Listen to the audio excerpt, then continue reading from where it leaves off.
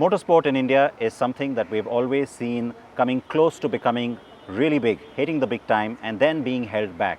Of late though, we are finding a lot more interest from all of you. Many of you are now tuning in to all the global motorsport championships, and one of them in particular gets a little extra love, Formula E. The reason for that, of course, is because of so much Indian involvement in this sport. And I know that here in India, it's been almost a decade since we saw a big global championship really happening on our soil. That is finally set to change with the first ever Formula E race in Hyderabad at the start of the new year. To talk about that and where the sport is headed, I am lucky to have with me Alberto Longo, who is the co-founder of FIA Formula E Championship. It's great to see you. Thank you. Great to be here. Thank you so much for inviting me. No, I'm very excited that we're doing this in India because, you know, as we were talking before we began, there's been so much speculation, and I know there's been a lot of intent. A lot of people have wanted to see Formula E come to India for several reasons. I know you've worked hard at it, so are you happy now that we are in this position? I'm not only happy, I'm honored to be here. I think it has been, as you were mentioning, has been kind of a long journey, you know, to get to this point. But finally, we got the right people behind this project, you know, and Minister of IT in the state of Telangana, Mr. KTR, he was absolutely passionate about bringing Formula E to its city. And as you can imagine, we're very happy. After 8 years, we're going to crack the Indian market finally. We have had so many good partners. We even have an Indian DNA, you know, in Formula E with Mahindra, with TCS and Jaguar, that actually, yeah, we're so proud to be here. Now we're thrilled that it's happening as well because, yeah, I think many of us have waited for this announcement.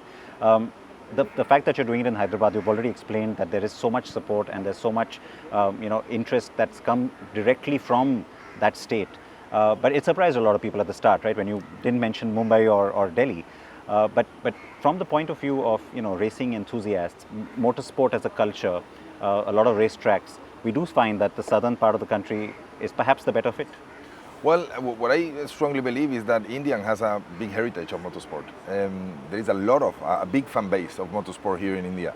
And the fact that after, as you said, 10 years, India has decided to go back to motor racing through Formula E, that shows the commitment of not only India as a country, but also the state of Telangana and the city of Hyderabad, you know, towards electromobility and the promotion of electromobility and eventually being the solution for the massive problem that we have of pollution in the cities, you know. So, yeah, as I mentioned before, I think this India, Telangana and Hyderabad has shown that commitment, and that's the main reason why we have now found the solution to be here. You know? Well, it's November, you're in Delhi, I don't have to tell you about air pollution, so I mean, you can smell it. You know, can feel it. Actually. You can feel it, absolutely. It's sad, but that's how it is. You know, the recent sort of resurgence of interest around Formula E, we've seen that globally, we've seen that here in India for sure. A lot of it has to do with not just the races, but also so many announcements around the sport, the fact that you're now moving to a new generation of the car as well. Talk to me about that you feel like we've finally reached a point where, you know, you gained critical mass. You know, you're not really just we're the electric Formula One. You're your own race. Yeah, that's a very good thing that you said. We're not the electric Formula One. You know, we have our own path. Sometimes we forget because we have become so big so quickly that we forget that we are only 9 years old. Yeah. You know, and we are comparing our championship, our platform, with other platform who has been there for more than 70 years. Decades, yes. I'm super proud of what we have done up to now, and actually growing. I think we are the fastest growing motorsport in the world today.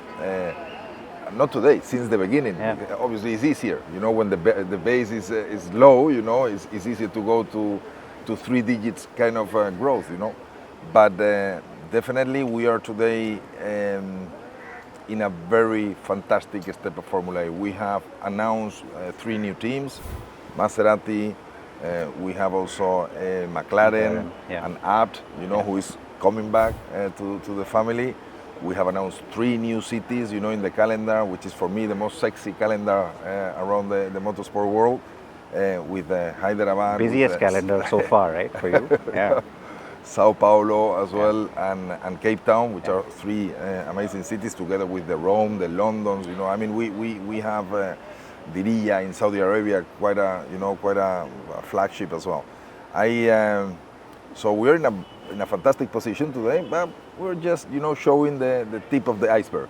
There is a lot to grow, and we are committed to do so. And hopefully, with India cracking this market, I think is so important for us. Such a populated market, that we could actually bring a lot of new fans to the sport and viewership.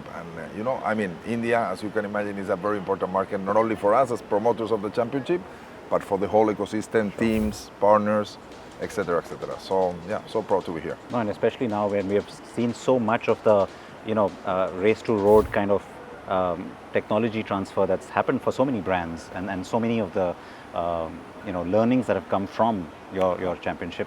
We're starting to see that now on the road actually. So that's and way more to come actually, because it's as you said, so far we have been very timid on that transfer of technology. But you can see, we're launching probably during season 9 the booster, what we call, a ultra fast charger in 30 seconds. That's going to come probably in the second part of the season. The car, Gen 3 car, is I would say the most advanced piece of technology that has ever been built. A car which is capable of basically producing 40% of the energy that it uses during the race while it's racing. So it's something unique, and that technology obviously will be transferred to the manufacturer, through the manufacturers to the people. I can't wait to see that charging, by the way. That's something that's really it's blowing my mind. You mentioned the Gen 3 car, so I want to talk to you about that in any case. We've read a lot about it. I'm sure you've seen more things than the rest of us have. How excited are you in terms of what it's going to mean to the actual racing? Well, let me put it this way, in very kind of practical numbers. 320 kilometers an hour, a car which is 80 kilos lighter, nimbler, smaller, more a racing car than our lovely Gen 2 Beast, which I used to call it. I think it's going to be just fantastic. Again, we have a way more racing car that is going to be capable of do more overtaking than the predecessor, which obviously this one was already quite very good, on overtakings. But I think the fact that we race, most of the races that we do it in very narrow tracks in the city centers. We needed a car which basically can adapt better to those. More agile. Exactly. And the agility is super important on that. So yeah, it's been a work like for 3.5 years, that we launched it in Monaco this season. Yeah. And the teams are actually testing on a daily basis today in order to get ready for Mexico, which will be our first race in season 9. I can't wait to see how it is on the ground, because one of the things I know that a lot of your critics have always said is the cars aren't fast enough. That's where the excitement comes from, and I'm sure that we're going to continue to see this evolve and develop. So I think if you go back 7-8 years ago, the electromobility has many barriers, but probably the biggest one was the battery range. So we have been focusing in these 8 years, in that range extension, because you actually needed not only the car to be fast, but also to have a proper race of at least 45 to 50 minutes. And remember, the first 4 years of Formula E, you had to use 2 cars to complete that race distance. And only 4 years after, we doubled the capacity of that battery on that car that is there. So definitely it's exciting, it's improving way faster than we thought it would. Probably in Gen 4 we won't be talking about efficiency anymore. Efficiency will be a given, embedded already in the technology. We will just go through to performance, purely performance. And when we do that, we can get to 400 and 450 kilometers an hour easy. These cars are... the capacity is there. It's just about the technology is there. At the moment of the first 8 years, the challenge has been the battery that was developing so quickly, and it has been really good. But I think it's exponential. In 10 years' time, this is going to be a complete different world. We're going to have cars with a range of battery of over 1,500 kilometers that goes to a place to charge the car in less than 1 minute, which is actually less time than you take to refuel your car. Yeah. And obviously more powerful. So the electric technology is better than the combustion. That's as easy as You're that. right. I think, I mean, these things are going to happen. This is not an if sort of a situation. And even with the new cars next year, I mean, when you talk about the kind of level of regeneration they're going to have, it's very exciting. I mean, you know, to be able to build that kind of energy up during the race is exciting stuff. Alberto, when you were here, or not when you were here, but I think middle of the year is when you started talking about Hyderabad officially. I know there was a lot of people who asked you questions about what went wrong with Formula One. The comparison is inevitable, taxation, all of those issues. And I remember what you said was really interesting about saying, look, we've already understood that there was a problem. So from word go, we've approached it correctly. Few months now to go. You think you're completely done with that, and you're happy with everything? 100%. But again, this couldn't have never been done without the help of the central and the local government. And I think we have gone, as you were saying, from from the beginning. We basically grabbed the bull by the horns, and say, okay, this is the issue. Let's solve it. Let's sit together, and let's make it work from the beginning, so there is no further challenges. When we come to this place. Actually, again, I think being in India is a must for Formula E. And there are going to be challenges on the way, as we have in every single race, and every single city of the world. But the price of being here is overcome any challenge that we could face. Yeah. That's great to hear. One last thing I want to talk to you about is, of course, what you mentioned at the start, the sort of Indian involvement in the sport that's been there right from the start pretty much, has continued to grow as well. A quick word about, both the Jaguar and the Mahindra teams. Mahindra in particular, I know, has been really sort of vocal, and they've stuck with it at a time when people questioned why they were there. You've been happy with their support. Well, let me tell you that we wouldn't be here today without Mahindra. As easy as that. Adnan and Dilbag has been critical, and critical in a positive way, obviously, to get us to where we are today. It was their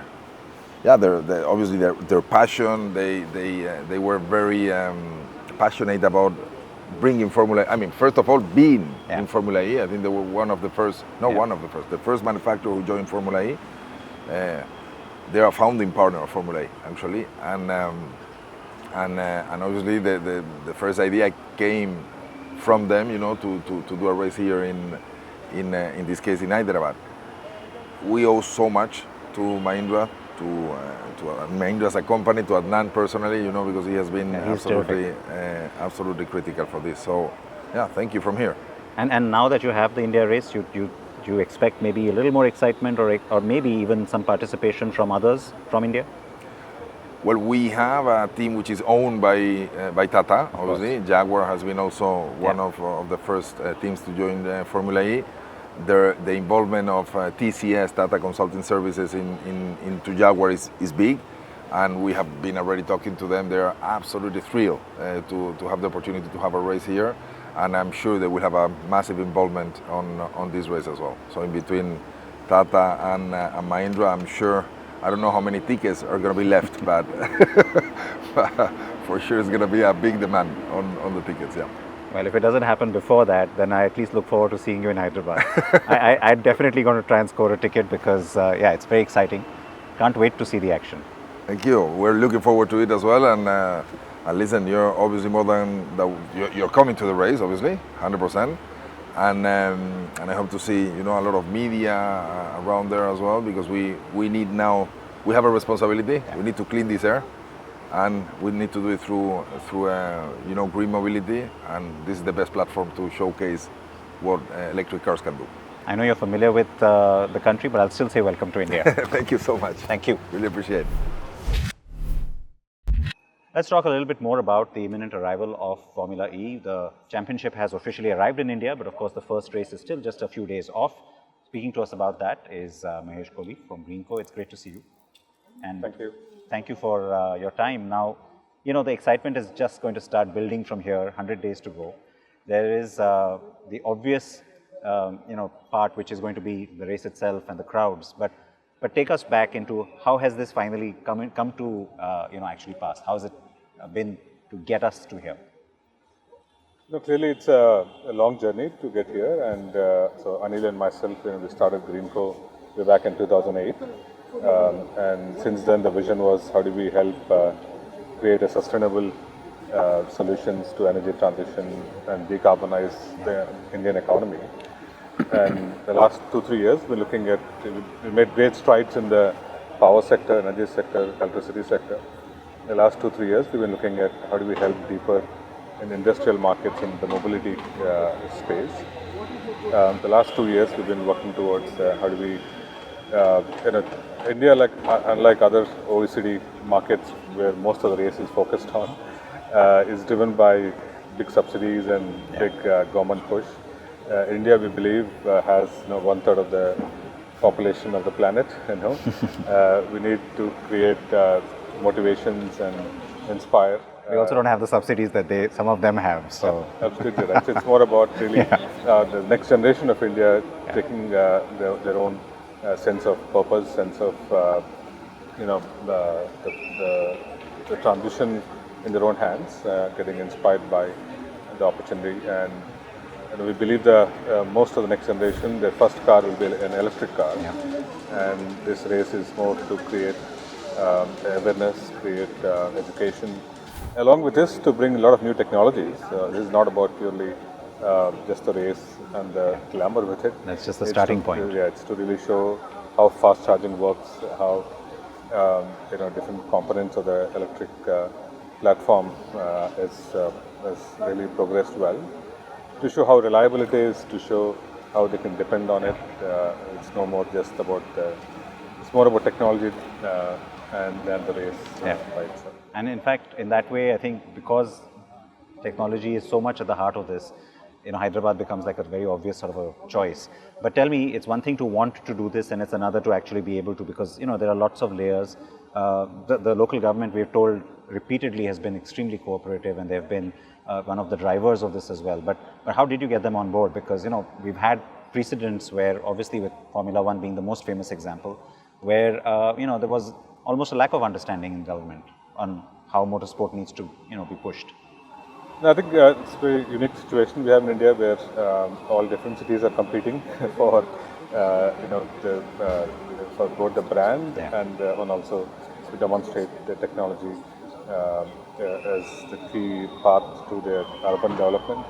And Hyderabad has been leading that a lot in the last 5 years, particularly, both infrastructure-wise.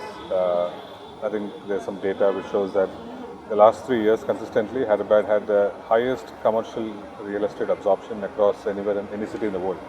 Right, so that's how it's been branded so well. I think the top 5 IT technology companies in the world have a head office in Hyderabad. So naturally, I think it's also being a smaller state, have been very agile and receptive to make this happen. So we've been all looking towards solutions, not trying to. It's not been as difficult as we would expect. It's been fairly. No, it was very heartening for us actually to see how cooperative and how excited the state government was to receive you. Step of the way, it's all about how to make it happen, not so much about is it the right thing to do or not. It's been about how to make it happen. Yeah. You mentioned at Greenko some of the work that you've already been doing. Going forward, obviously you're looking at new areas to get into. When it comes to the mobility space, is that something where you could also see specific applications in terms of your own product, like for the consumer, I mean? No, mobility is a big sector for India. Energy security is another factor we've always been looking at. How do we provide long-term solutions for that? India spends $200 billion of oil and gas imports, and a big part of that goes to industries and mobility. In industries, we have for industrial decarbonization, we have another platform called Zero Carbon Molecules, through which we make green hydrogen and other chemicals. And for mobility, is ACE Next Gen is a platform through which we want to create much more awareness, but use this platform to test new technologies, to bring in aspiration into the space. So whether it's electric or hydrogen-driven electric, so we are doing a very big initiatives. We recently signed a deal in Singapore 2 weeks ago to first time export hydrogen out of India. So we're exporting energy out of India to Singapore. So this initiative is in the similar lines to bring in new technologies which can be aspirational for the next generation. But under the ACE brand, do you foresee either in the personal mobility space or even urban mobility space, a car or any kind of a mobility solution? I won't badge it as just car, but would you see yourself getting into manufacturing of those kind of products? I think that in the long run, we just want to first bring the right technologies, and then we believe that more like a facilitator. Then the market ecosystem will evolve, and that's when we plan to bring in hydrogen or electric-based platforms at a much later stage. Yeah. All right. One last question then about the race in Hyderabad. It's not far now, as we've said at the start. What do you hope that it achieves once it's actually happened? Already the buzz is pretty interesting, and it's no more about, as I said, the drivers of the race. It's already been about India leading this sustainable model. So it already has a tag called the favorite sport of the world. So it's amazing that it's across all age groups. It has attracted attention, and so it's all about feeling that race belongs to the city and to the country, not so much about the race, and use that as a medium to create as an aspiration for everybody, so that the next first decision they make is an electric-based decision, not anymore IC-based decision. Can't wait to see it all unfold. I'm sure you can't as well. And there are many others, I'm sure, who are just as excited. So thank you for joining us today. And thank you also for your participation in bringing this here. Thank you. We all can't wait to start the race. Yeah. Thank you.